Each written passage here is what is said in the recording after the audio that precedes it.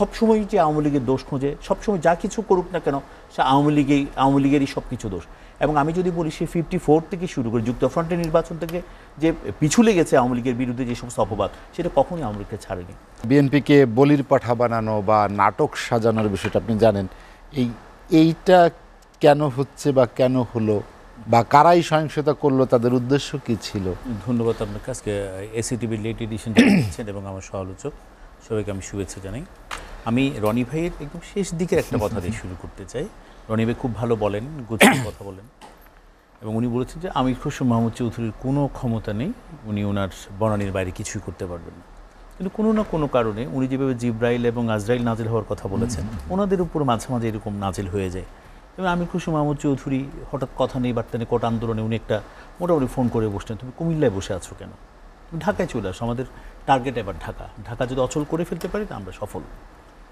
এই যে অচল করতে গিয়ে কিন্তু এই যে আমির খসরু মাহমুদ চৌধুরী কিংবা রিজভী সাহেব, যার কোনো ধরনের ক্ষমতা নেই, তারা সবাই ফেঁসে গেছেন। এবং এই চক্রের মধ্যে পড়ার পিছনের কারণটা আপনি জানেন, এই যে কোটার যে আন্দোলনটা চলছিল, যেমন কোটা কিন্তু এক ধরনের স্থগিতই রেখে দিয়েছিলেন 7 আগস্ট পর্যন্ত, এটি নিয়ে কিন্তু একটা আন্দোলন চলছিল। এই আন্দোলনকে হঠাৎ একটা জঙ্গি রূপ দিয়ে, এবং আমরা দেখলাম ইউটিউবের যে যোদ্ধাগুলো বিএনপির আছেন, এই বারবার তাদেরকে যে অস্বাভাবিক স্বপ্ন দেখিয়েছেন, সেই যোদ্ধারা মোটামুটি একটা ভালো ক্যাম্পেইন শুরু করে দিল। এবং তাদের ইউটিউবের মধ্য দিয়ে এবং ফেসবুক, টিকটক যা যা ইউজ করা দরকার, মোটামুটি সোশ্যাল যত ধরনের মিডিয়া আছে সবগুলো তারা ব্যবহার করেছেন। এবং যিনি বসে আছেন লন্ডনে, তিনি মোটামুটি দফা এক দাবিয়ে পদত্যাগ তিনিও শুরু করে দিলেন। কিন্তু আমরা দেখেছি এগুলো। এবং রনি ভাই বললেন যে মানে এদের তো কোনো ক্ষমতা নাই, কিংবা এই যে 3 লাখ লোকের সমাবেশ থেকে ওরা চলে যায় 5টার মধ্যে, কিন্তু তারা কোথাও কোথাও ক্ষমতার প্রদর্শন করে। এই প্রদর্শনটা আসলে কখন করতে হবে সেটা তারা জানেন না। সম্ভবত এপিজে আবুল কালাম বলেছিলেন, একজন মানুষ জন্মগ্রহণ করার পর কথা বলতে কথা শিখতে সময় লাগে তার 2টা বছর, কিন্তু কোথায় কি বলতে হবে, কি করতে হবে, এটা আজীবন মানুষের সাধনা করতে হয়, তারপর মানুষ পেরে ওঠে না। বিএনপির এখন দশা হয়েছে ঠিক ওরকমই। বিএনপি চেষ্টা করছে অনেক কিছু করতে, কিন্তু পেরে উঠছে না। যেমন ধরেন 28 অক্টোবর দেখলাম তারা যে এমন এক স্লোগান দেয়, সেদিন আমরা সম্ভবত কর্ণফুলী টানেল উদ্বোধনে মাননীয় প্রধানমন্ত্রীর সাথে চট্টগ্রামে মঞ্চে ছিলাম, সেদিন তো ঢাকা শহর মেসেকার, এবং তারা সেদিন একটা অস্বাভাবিক স্বপ্ন, একদম চার্টার্ড বিমানে করে লন্ডন থেকে তিনি চলে আসছেন, ক্ষমতা দখল করে ফেলবেন, আওয়ামী লীগকে কোথাও খুঁজে পাওয়া যাবে না, এবং মুহূর্তের মধ্যে আওয়ামী লীগ শূন্য হয়ে যাচ্ছে বাংলাদেশ। এই ধরনের অস্বাভাবিক স্বপ্ন তারা দেখেছেন, তারা সেদিনও সফল হতে পারেনি।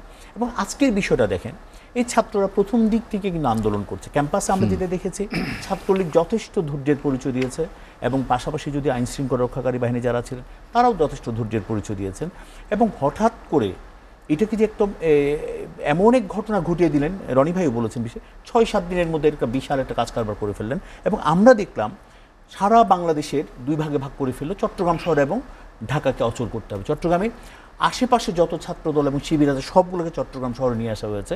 চট্টগ্রাম বিশ্ববিদ্যালয়ের পাশেই হলো আমার বাড়ি, সেখানে কিছুই করা হয়নি, চেষ্টাও করেনি তারা, কারণ জানে এটা শহর থেকে বিচ্ছিন্ন একটা জায়গায় বিশ্ববিদ্যালয়, কিছু করে কোনো লাভ নেই। সবাইকে চট্টগ্রাম শহরে অবস্থান করছেন, মোটামুটি একটা যুদ্ধ যা যা করা দরকার সব কিছুর আয়োজন তারা করে ফেললেন।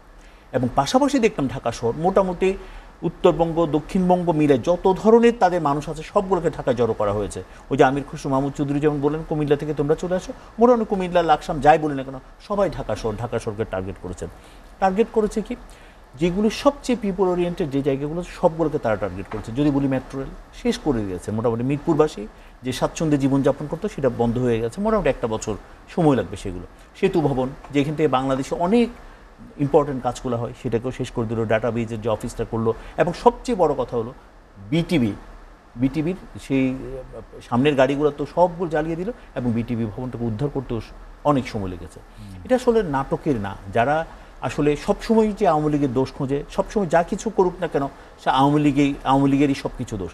এবং আমি যদি বলি সে 54 থেকে শুরু করে যুক্তফ্রন্টের নির্বাচন থেকে যে পিছু লেগেছে আওয়ামী লীগের বিরুদ্ধে যে সমস্ত অপবাদ, সেটা কখনোই আওয়ামী লীগকে ছাড়েনি। এবং এত কিছুর পরেও আজকে দেখেন, যখন একদম 2-3 দিনের মধ্যে যে একটা দেশকে কোথায় নিয়ে গেছে, আমরাও কিন্তু এক ধরনের অনিশ্চয়তার মধ্যেই ছিলাম আমরা অনেকেই। কিন্তু মাননীয় প্রধানমন্ত্রী ঠিকই এমন ব্যবস্থা করে ফেললেন, আজকে রনি ভাই আমরা সবাই কিন্তু নির্বিঘ্নে এখানে চলে এসেছি এবং কথা বলছি।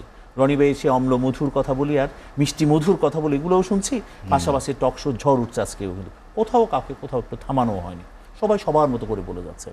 এবং পাশাপাশি আরেকটা জিনিস দেখেন, কোনো কিছুই হতে পারে না সরকার হঠাৎ, নিজে একটা আন্দোলন করতে পারেন না, ভর করলেন কি আমরা যদি বলি ওনাদেরকে কোমলমতি শিশু, কিন্তু আমি বলি না বিশ্ববিদ্যালয়ে পড়া একটা শিশু কখনো কোমলমতি হতে পারে না। সেই শিশু কিশোর হয়ে মোটামুটি একটা পরিণত মানুষে পরিণত হয়ে গেছে। 21-22 বছরের যুবকদের আমি আর অবোধ শিশু বলতে পারি না।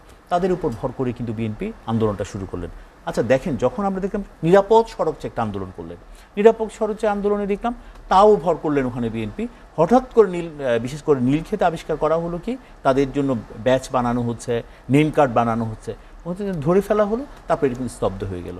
এবং 18 সনে একটা পরিপত্রের মাধ্যমে কোটা আন্দোলন সেদিন স্তব্ধ হয়ে গেল।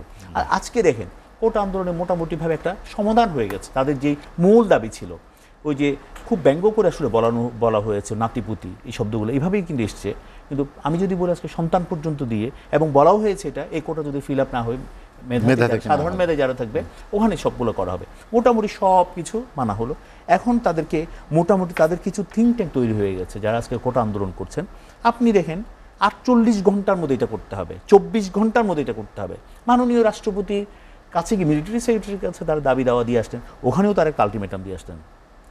যখন কোর্টে রায় দিল বলছেন এটা প্রজ্ঞাপন আকারে যেদিন প্রকাশ হবে সেদিন আমরা একটা দিব, প্রতিক্রিয়া জানাবো। আচ্ছা, প্রজ্ঞাপন প্রচার হয়ে গেলেন, তখন বলা হলো আমরা একটা প্রেস কনফারেন্সের মাধ্যমে বলবো। প্রেস কনফারেন্স করলে 48 ঘন্টার মধ্যে তারা আবার নতুন 4-5টা দাবি দিল।